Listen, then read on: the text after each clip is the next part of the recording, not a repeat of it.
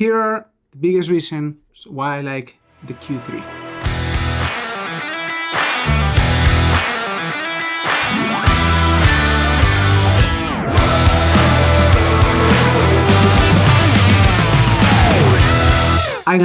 I know there's about 1,000 videos about the Q3 camera, but this is not just about the Q3, it's about the whole Q system.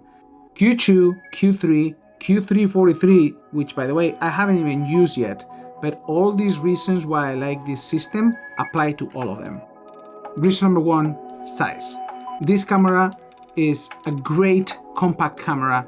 It's a little bit bigger than other compact cameras, but I'm used to the Leica M11, and this camera is a little bit smaller, same build quality, all metal body, incredible lens, a little thicker than other lenses that are attached to compact cameras, but you know what, the sacrifice is worth it because it's a 28mm 1.7 and a little thing that I'm going to talk about later that makes this lens magic.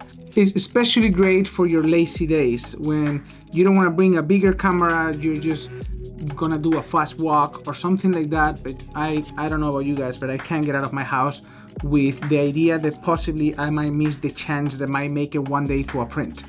It is, I know it's a disease, but I got it. It is what it is. And so far, it hasn't been that off. Every time I pull out this camera, I get a shot that I wouldn't have gotten if I didn't have it.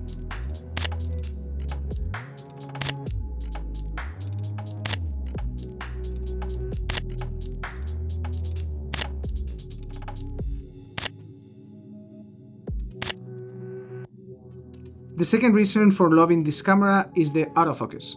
I'm very used to the experience of the M, and I usually am very fast focusing, but not as fast as autofocus on this camera. When I go out with my kids, my pets, I can rely on them playing baseball and me quickly moving with them and getting always the shot on focus. So although I still like some of the shots out of focus, is not the goal. And this camera is great at following up with all those movements that my friends and family put in front of my camera. Ultimately, it's about documenting. And life happens fast, sometimes too fast. This camera allows me to record every single memory of vacations, important moments, and day-to-day of my family growing.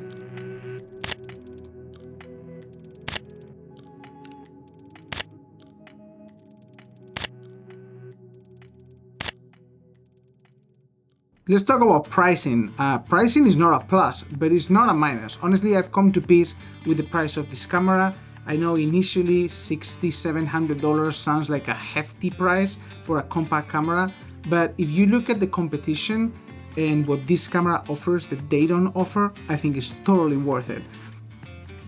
The Fuji X100VI is a great camera, but it still has an APS-C sensor of 40 megapixels, a max aperture of f2. The lens is actually not at 28mm because of the crop sensor, so it's in reality a 35mm equivalent. The construction is completely made of plastic, it's usually out of stock, so you have to pre-order it, and is currently manufactured in China, which is very disappointing for older fans. Another very portable camera is the Leica GR3 or GR3X. It's still an APS sensor, where it's 28 equivalent or 40mm equivalent. It is still not even comparable with the quality of construction, the lens aperture, or even the resolution. Also, what I like to think about when I'm looking at the price of this camera is, if I was going to buy a 28mm for my Leica M11, I pretty much have two options. Option number one, going with the 28 Summicron. This lens is about $4,700 and obviously doesn't come with the camera, with the sensor, and it's an f2. This camera comes with a lens that is 1.7, which kind of puts it in between the Summicron and the Summilux, which is $8,000. If I had to pick between getting a 28mm that is $8,000 for my Leica M11 or getting this camera with the 28mm f1.7, I'm pretty sure that I would just hang this on my other shoulder, so I don't even have to change lenses between my M11 and this camera that have the same sensor. Another reason I really like this camera is something that I've learned when I met James from Hodinkee. He walks around with a Q2 and meets all his needs. This camera has this toggle right here that turns this lens into a macro lens.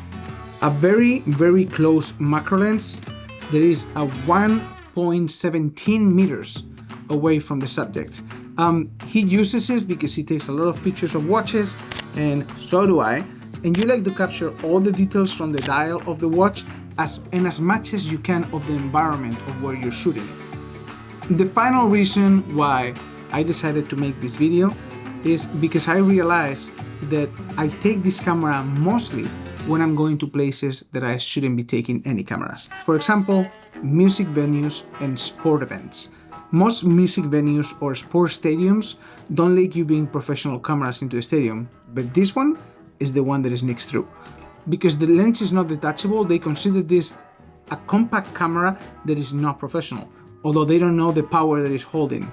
With the incredible sensor of 60 megapixels on this camera and the quality of the Leica lenses, you can take amazing shots of your favorite artists or your soccer players, baseball players, wherever you're going. And also you can get incredible shots of your family and friends while you're doing it. These are some of the shots I've taken through the years with the Q2 and the Q3. This powerful 60 megapixel sensor allows you to crop in to get even closer to your subject when you need it. Another topic that nobody talks about is the quality of the video of this camera. This camera can shoot 6K, and if you have to go to one of these events and you can bring a cinema camera into this is the closest that you can bring that is going to give you that quality. It also shoots an L-log and it's easy to match with your usual SL2S or SL3S content. Those reasons are the ones that make me pick sometimes this camera over my M11. I'm curious to read in the comment section how you guys use your Q2 and Q3 cameras. Thank you so much for watching, consider subscribing, and see you next Friday.